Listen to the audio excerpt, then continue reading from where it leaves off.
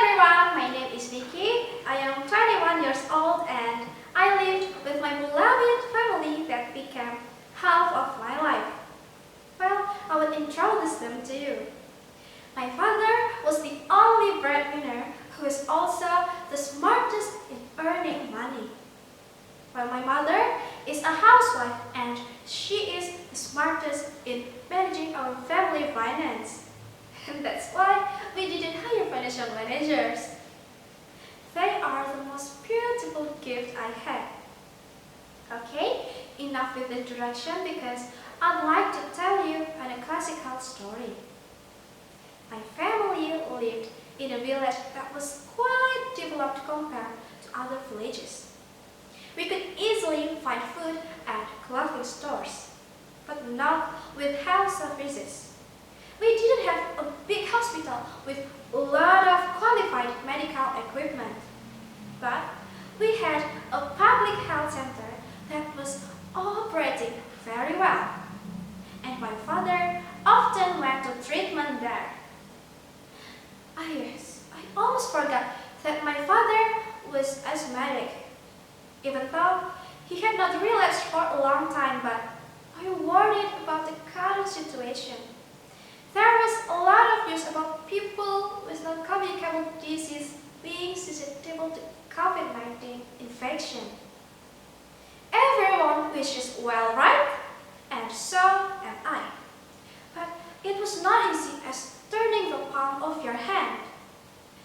We have been experiencing many life tests during this pandemic and we don't know for sure when this pandemic will end.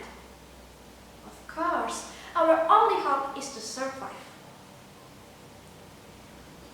What I was worried about happened. My father relapsed. Day by day, my father's condition was getting worse. It was very clear that my father had difficulty breathing because of asthma. Yes, he had shortness of breath. And I still remember how he tried to endure the pain.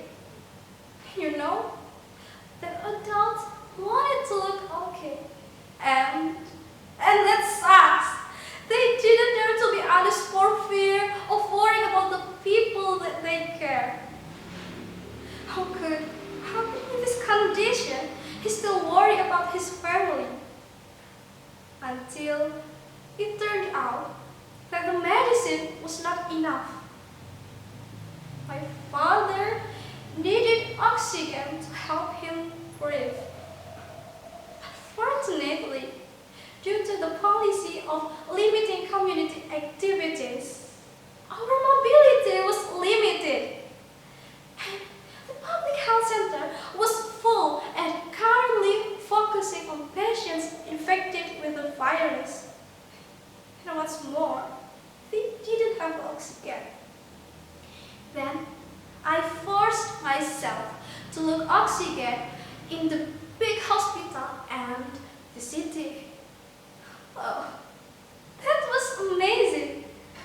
There were a lot of out there who need this thing. Not just me.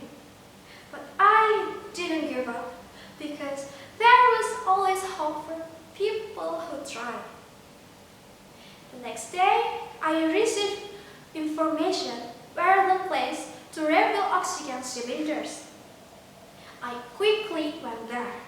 I contacted my mom to wait for me and continue to look after them. When I got there were a lot of people out there waiting in the long queue for hours. When my name was called, suddenly a man came straight down my line. Sorry, sir, please queue in an orderly manner. I don't care. My son is in pain. I have to get oxygen now. You have to respect others and I need this too. And please, be patient in the queue. Don't try to teach me. Who do you think you are? Hey sir, Please fill up my oxygen cylinder immediately. Don't mind this girl.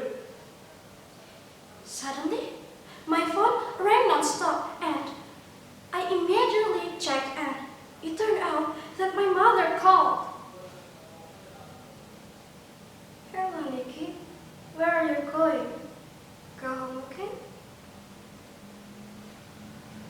The oxygen will be filled soon, Mom. Tell Dad to wait a minute.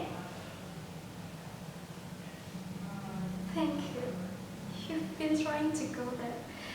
I'm touched and grateful to have you. Your father must be happy to have a daughter like you too. I should be like this, Mom. It's for our common good too. And let Dad get well soon, so we can get together as usual. It's okay, Nikki. You have to be patient and strong, okay? Now, you go. Of course, Mom. The oxygen will be filled soon and please wait for me.